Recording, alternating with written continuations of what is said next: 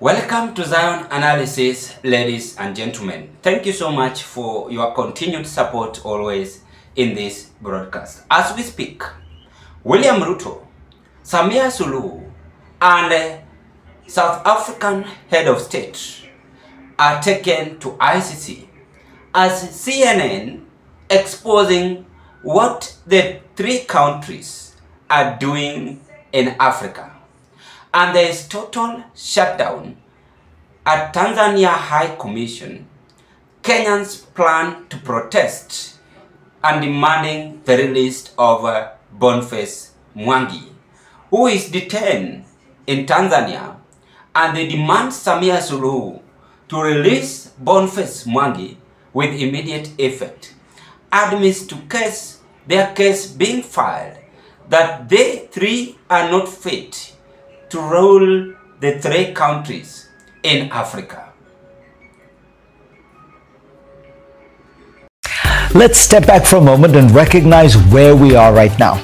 In less than a year, East Africa has witnessed one of the continent's most digitally sophisticated protest movements. The Kenyan Gen Z-led demonstrations that began as a tax revolt and quickly evolved into a national reckoning, mobilized almost entirely online.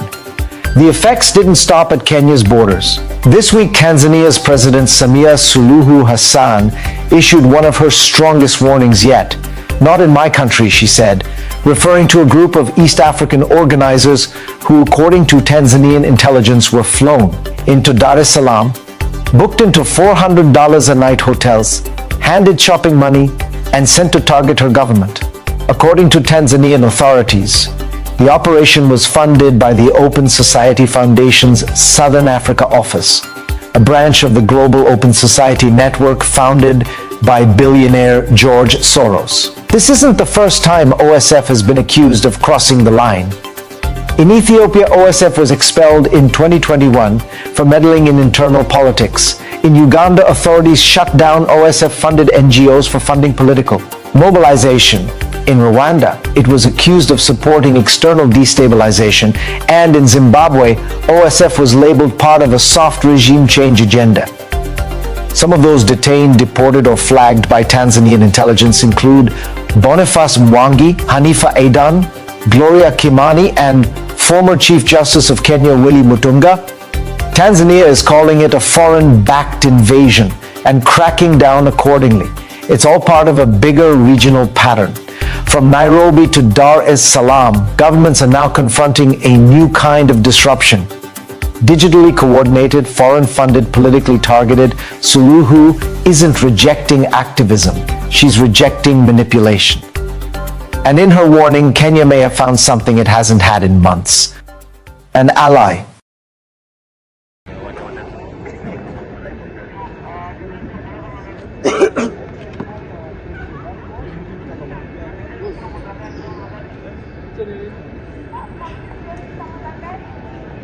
Uko na maoni? Uko na maoni? Ako Java. Oh. Yeah. Ako Java na amekuja kama protest. Sasa ndio naambia tu angempatia. The two videos I've just displayed are fact things happening in this country. And we want to dig deep into this. Why is Samia Suluhu, William Ruto, and South African head of state are under siege? Before I dig deep into this, ladies and gentlemen, pleasure to meet you once again, and thank you so much for your continued support always. It is my hope and prayer that this video is going to find you well in good health. Personally, I'm fine, and I'm very much grateful for this day. And if you're watching me for the first time, having interest, proceed with this kind of political discussion, I request you kindly do me a favor.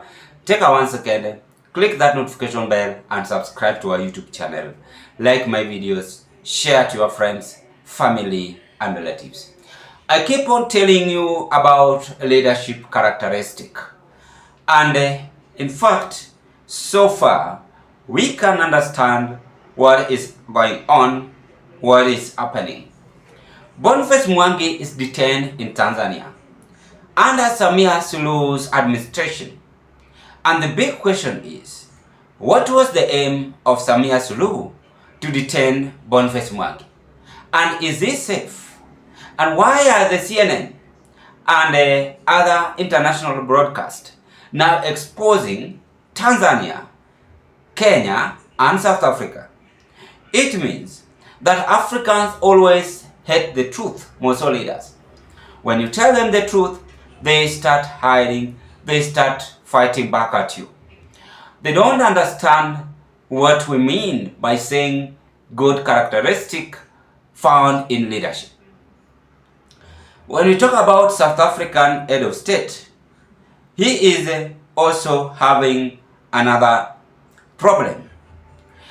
Him combining with Samia Suluhu and having another political dictatorship, and they are now demanding that this good relationship between South African head of state Ramaphosa to be stopped because they are no longer practicing good leadership.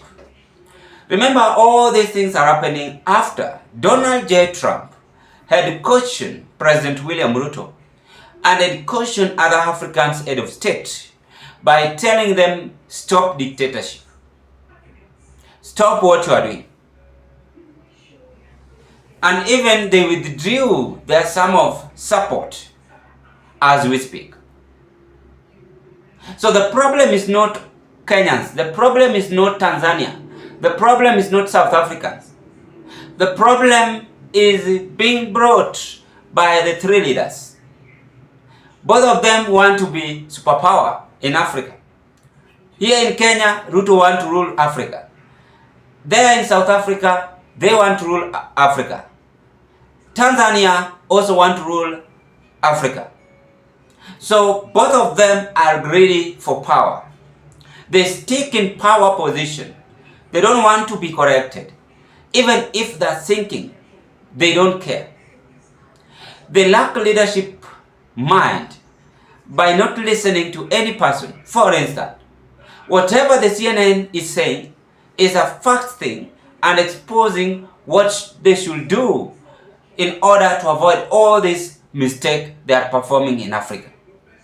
So Samia Suluhu is under siege on the Boniface detention.